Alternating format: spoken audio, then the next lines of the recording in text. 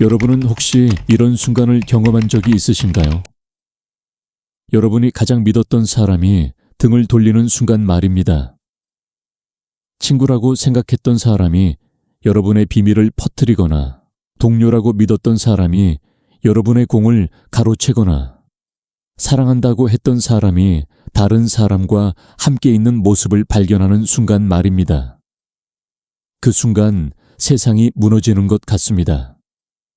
믿었던 땅이 갑자기 사라지고 여러분은 추락하고 있습니다. 하지만 더 고통스러운 것은 그 다음입니다. 여러분은 스스로에게 묻기 시작합니다. 내가 뭘 잘못했을까? 내가 왜 이걸 몰랐을까? 나는 왜 이렇게 바보 같을까? 배신은 두 개의 칼날을 가지고 있습니다.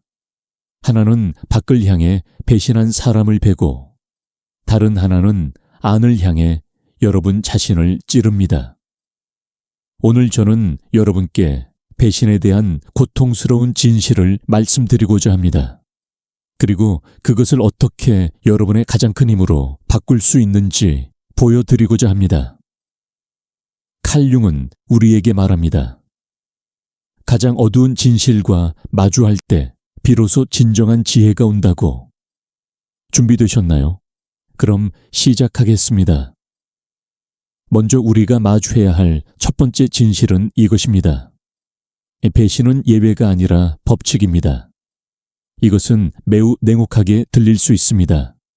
하지만 이것을 이해하는 것이 치유의 시작입니다. 우리는 보통 배신을 특별한 사건으로 생각합니다. 나쁜 사람이 저지르는 나쁜 행동으로 생각합니다. 하지만 칼융의 관점에서 보면 배신은 인간 본성의 일부입니다.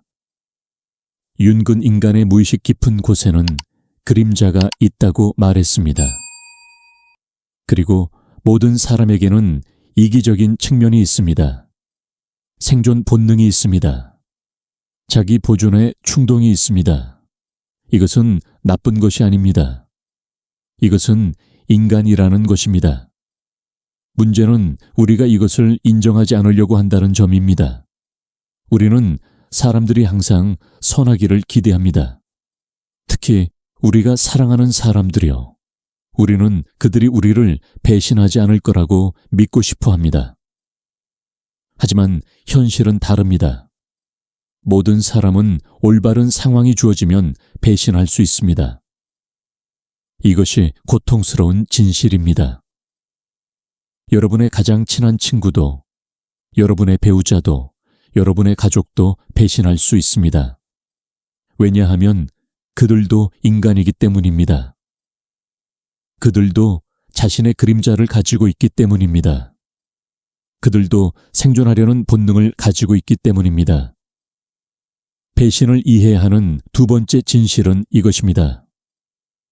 배신은 악의에서 오는 것이 아니라 이익에서 옵니다. 이것도 받아들이기 어려운 진실입니다.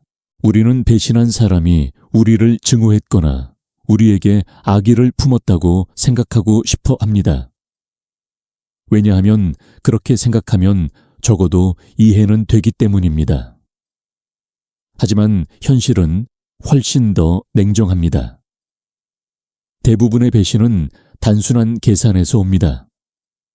상대방이 여러분을 배신하는 이유는 여러분을 미워해서가 아닙니다. 단지 다른 선택이 그들에게 더 이익이 되기 때문입니다. 여러분이 더 이상 유용하지 않기 때문입니다. 다른 누군가가 더 많은 가치를 제공하기 때문입니다. 직장을 생각해 보세요. 여러분의 상사가 여러분을 배신합니다. 여러분이 쌓아온 공을 가로채거나 여러분을 희생양으로 만듭니다. 그들이 그렇게 하는 이유는 여러분을 싫어해서일까요? 아마 아닐 것입니다. 그들은 단지 자신의 위치를 지키려는 것입니다. 자신의 이익을 보호하려는 것입니다. 여러분을 희생시키는 것이 그들에게 이익이 되기 때문에 그렇게 하는 것입니다. 관계에서도 마찬가지입니다. 배우자가 바람을 피웁니다. 그들이 여러분을 사랑하지 않게 된 걸까요? 꼭 그런 것은 아닙니다. 단지 다른 사람이 그 순간 더 매력적으로 보였을 뿐입니다. 더 새롭고, 더 흥미롭고, 더 많은 것을 제공하는 것처럼 보였을 뿐입니다. 이것을 이해하는 것이 왜 중요할까요? 왜냐하면 이것이 개인적인 것이 아니라는 것을 깨닫게 해주기 때문입니다. 배신은 여러분이 부족해서 일어나는 것이 아닙니다. 여러분이 가치 없어서 일어나는 것이 아닙니다. 그것은 단순히 상황과 이익의 계산입니다. 융은 투사에 대해 말했습니다. 우리는 다른 사람의 행동을 우리 자신에 대한 평가로 받아들입니다. 누군가가 우리를 배신하면 우리는 그것을 우리의 가치에 대한 진술로 해석합니다. 하지만 그것은 잘못된 해석입니다. 그들의 배신은 그들에 대해 말하는 것이지 여러분에 대해 말하는 것이 아닙니다. 한국 사회에서는 배신이 특히 더 아프게 느껴집니다. 우리는 관계를 매우 중요하게 여기는 문화에서 자랐습니다. 의리, 신뢰, 충성 같은 가치들을 강조받으며 자랐습니다. 한번 맺은 관계는 평생 간다고 배웠습니다. 그래서 배신은 단순한 관계의 종료가 아니라 도덕적 배반처럼 느껴집니다. 특히 나이 많은 분들은 더 그렇습니다. 평생을 신의를 지키며 살아온 분들에게 배신은 세상이 무너지는 것 같은 경험입니다. 내가 믿었던 가치가 의미 없는 것처럼 느껴집니다. 하지만 여기서 세 번째 진실을 말씀드려야겠습니다. 배신에는 두 개의 칼날이 있습니다. 하나는 밖을 향합니다. 여러분을 배신한 사람을 향합니다. 여러분은 그들에게 화가 납니다. 그들을 원망합니다. 그들을 증오할 수도 있습니다. 이것은 자연스러운 반응입니다. 하지만 더 위험한 칼날은 안을 향하는 칼날입니다. 여러분 자신을 향하는 칼날입니다. 배신당한 후 여러분은 스스로를 의심하기 시작합니다. 내가 왜 몰랐을까? 분명 신호가 있었을 텐데 왜 못 봤을까? 나는 왜 이렇게 멍청했을까? 이 자기 비난이 배신 자체보다 더 큰 상처를 남깁니다. 칼 융은 그림자에 대해 말했습니다. 그림자는 우리가 인정하고 싶지 않은 자신의 부분입니다. 배신당했을 때 우리는 자신의 그림자와 마주하게 됩니다. 우리가 순진했다는 것, 신호를 무시했다는 것, 보고 싶지 않은 것을 보지 않으려고 했다는 것을 인정해야 합니다. 이것은 매우 고통스럽습니다. 왜냐하면 그것은 우리가 어느 정도 공모자였다는 것을 의미하기 때문입니다. 우리가 완전한 피해자가 아니었다는 것을 의미하기 때문입니다. 하지만 이것을 인정하는 것이 바로 치유의 시작입니다. 대부분의 배신에는 경고 신호가 있습니다. 여러분은 그것을 봤습니다. 하지만 무시했습니다. 왜냐하면 보고 싶지 않았기 때문입니다. 믿고 싶었기 때문입니다. 관계를 유지하고 싶었기 때문입니다. 상사가 다른 사람들에게 어떻게 행동하는지 봤습니다. 하지만 나는 다를 거라고 생각했습니다. 배우자의 거짓말을 눈치챘습니다. 하지만 그럴 만한 이유가 있을 거라고 합리화했습니다. 친구가 다른 사람들을 배신하는 것을 봤습니다. 하지만 우리 사이는 다를 거라고 믿었습니다. 이것이 우리가 직면해야 하는 불편한 진실입니다. 우리는 보고 싶은 것만 봤습니다. 융은 이것을 의식과 무의식의 갈등이라고 설명했을 것입니다. 의식적으로 우리는 신뢰하고 믿고 싶어 합니다. 하지만 무의식은 위험을 감지합니다. 무의식은 신호를 읽습니다. 하지만 우리는 무의식의 목소리를 무시합니다. 우리는 직감을 무시합니다. 왜냐하면 직감이 말하는 것을 받아들이면 불편한 결정을 해야 하기 때문입니다. 관계를 끝내야 할 수도 있습니다. 대면해야 할 수도 있습니다. 혼자가 될 수도 있습니다. 그래서 우리는 직감을 억압합니다. 그리고 나중에 배신당했을 때 우리는 우리 자신에게 화가 납니다. 왜 그때 들었어야 하는 목소리를 듣지 않았는지에 대해서 말입니다. 네 번째 진실은 더욱 미묘합니다. 가장 고통스러운 배신은 행동으로 하는 배신이 아니라 침묵으로 하는 배신입니다. 누군가가 직접적으로 여러분을 배신하는 것도 아프지만 누군가가 여러분을 보호하지 않는 것은 더 아픕니다. 여러분이 공격받을 때 옆에서 침묵하는 사람들, 여러분이 부당하게 대우받을 때 아무 말도 하지 않는 사람들, 여러분을 위해 일어서야 할 순간에 뒤로 물러서는 사람들, 이들의 배신이 때로는 가장 깊은 상처를 남깁니다. 왜냐하면 그들은 적극적으로 잘못을 저지른 것이 아니기 때문입니다. 그들은 단지 아무것도 하지 않았을 뿐입니다. 하지만 상황이 요구할 때 아무것도 하지 않는 것 자체가 배신입니다. 이런 침묵의 배신은 더 교묘합니다. 왜냐하면 나중에 그들은 자신이 배신했다는 것을 부인할 수 있기 때문입니다. 나는 아무것도 안 했어. 나는 중립을 지켰어. 나는 관여하고 싶지 않았어. 이렇게 말할 수 있습니다. 하지만 융기 말했듯이 중립이란 것은 없습니다. 부당함 앞에서의 침묵은 부당함에 대한 동의입니다. 여러분의 친구들이 여러분이 험담당하는 것을 듣고도 아무 말도 하지 않았다면, 여러분의 동료들이 여러분이 부당하게 비난받는 것을 보고도 침묵했다면, 여러분의 가족이 여러분이 학대당하는 것을 알고도 개입하지 않았다면 그들도 배신한 것입니다. 비록 그들의 손이 깨끗해 보일지라도 말입니다.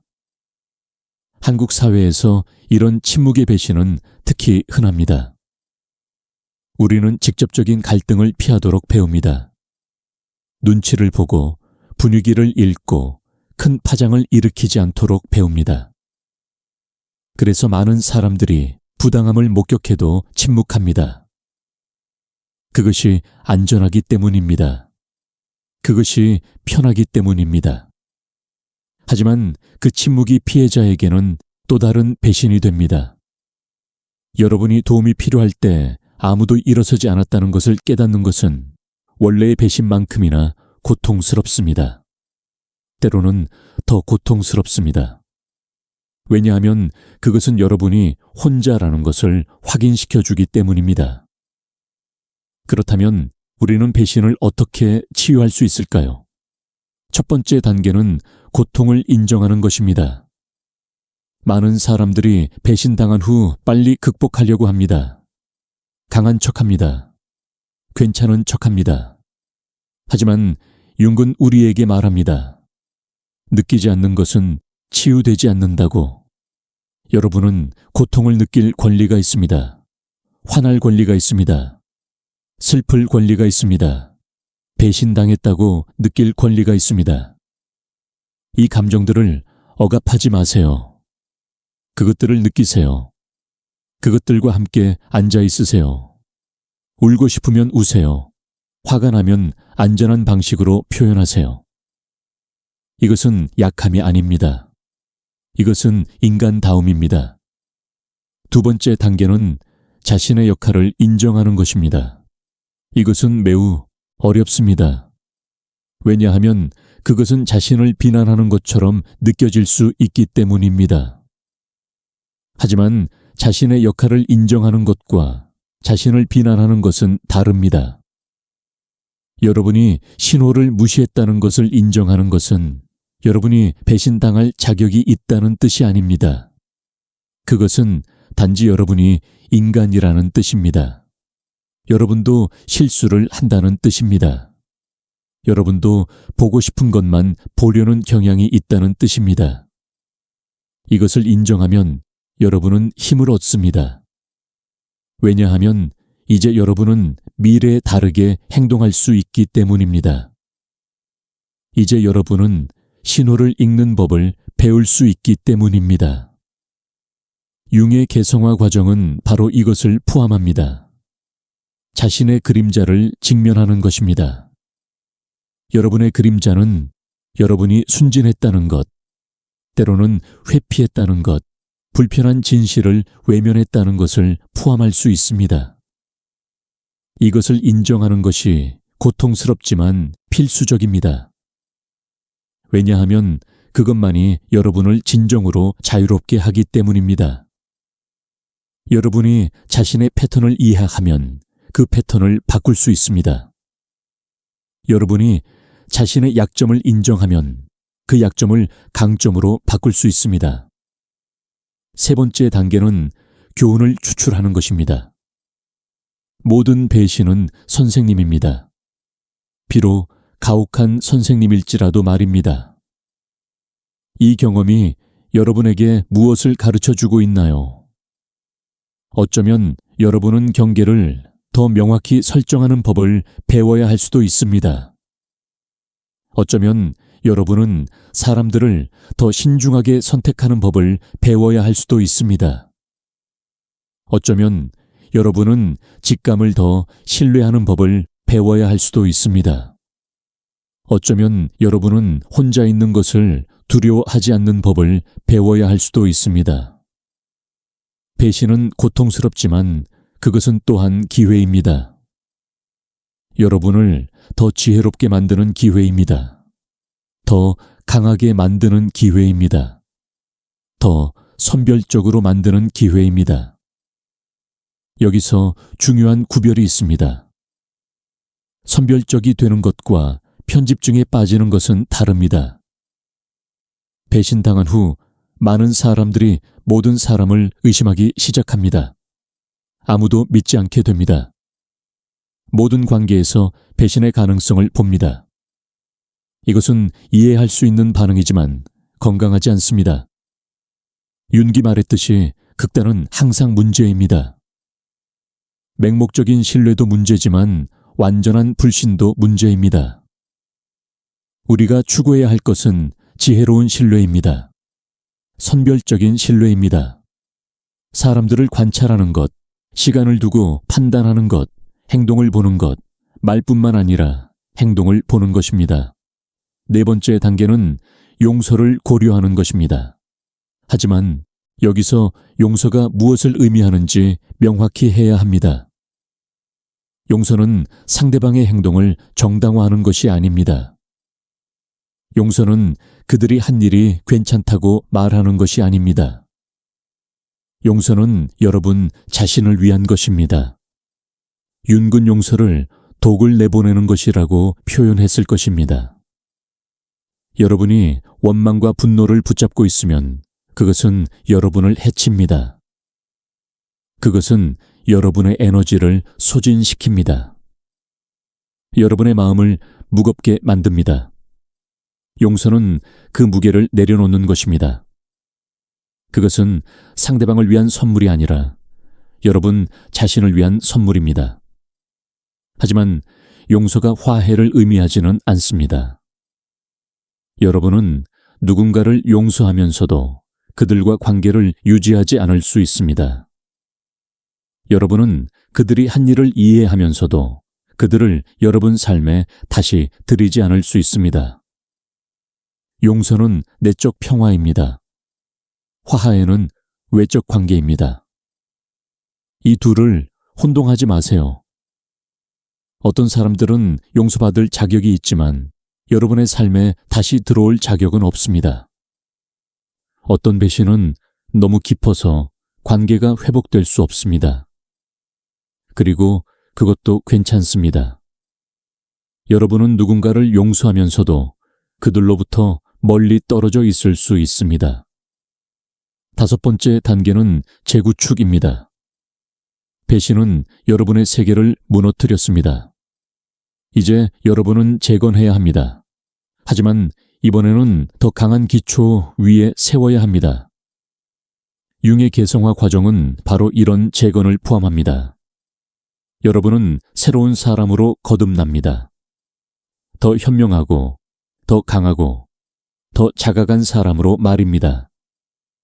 배신전의 순진함을 되찾을 수는 없습니다. 하지만 그것을 되찾고 싶지도 않을 것입니다. 왜냐하면 순진함의 대가로 지혜를 얻었기 때문입니다. 이것이 바로 배신이 강한 자의 세례인 이유입니다. 그것은 여러분에게서 순진함을 앗아가지만 그 대신 지혜를 줍니다. 재구축 과정에서 여러분은 자신에 대해 새로운 것들을 발견하게 됩니다. 여러분이 생각했던 것보다 강하다는 것을 발견합니다. 여러분이 생각했던 것보다 회복력이 있다는 것을 발견합니다.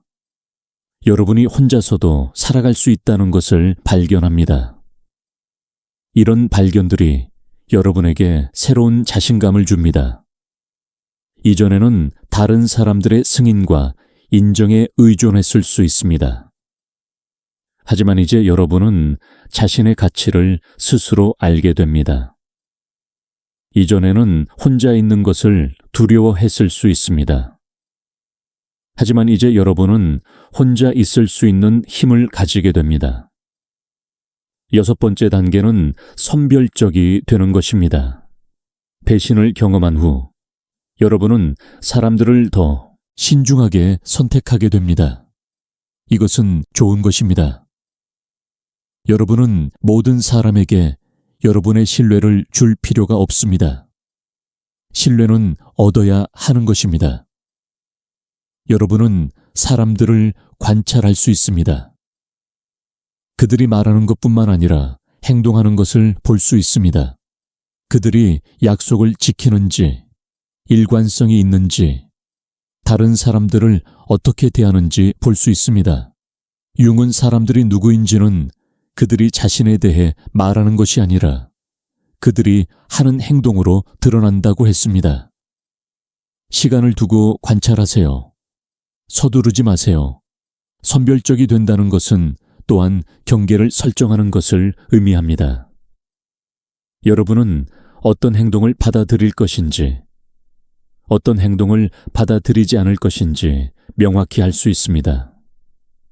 누군가가 여러분의 경계를 넘으면 여러분은 그것을 지적할 수 있습니다. 그들이 계속해서 경계를 침범하면 여러분은 그들과의 관계를 재평가할 수 있습니다. 이것은 냉정함이 아닙니다. 이것은 자기 존중입니다. 융기 말했듯이 우리는 다른 사람들에게 우리를 어떻게 대해야 하는지 가르칩니다. 우리가 허용하는 것이 계속됩니다. 우리가 허용하지 않는 것은 멈춥니다. 7번째 단계는 새로운 관계를 구축하는 것입니다. 배신이 모든 관계를 불가능하게 만드는 것은 아닙니다. 오히려 그것은 여러분이 더 건강한 관계를 맺을 수 있게 합니다. 이제 여러분은 무엇을 찾아야 하는지 압니다. 진정성, 일관성, 신뢰성, 상호 존중을 찾습니다. 여러분은 또한 무엇을 피해야 하는지 압니다. 거짓말, 조작, 불일치, 경계 침범을 피합니다. 여러분의 새로운 관계는 맹목적인 신뢰 위에 세워지지 않습니다. 그것은 상호 존중과 명확한 소통 위에 세워집니다. 이런 관계가 더 진정성이 있고 더 지속 가능합니다. 융은 진정한 관계는 두 개의 온전한 개인 사이에서 일어난다고 했습니다. 배신 전에 여러분은 다른 사람에게 의존했을 수 있습니다.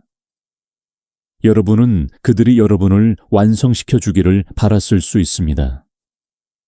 하지만 이제 여러분은 스스로 온전합니다.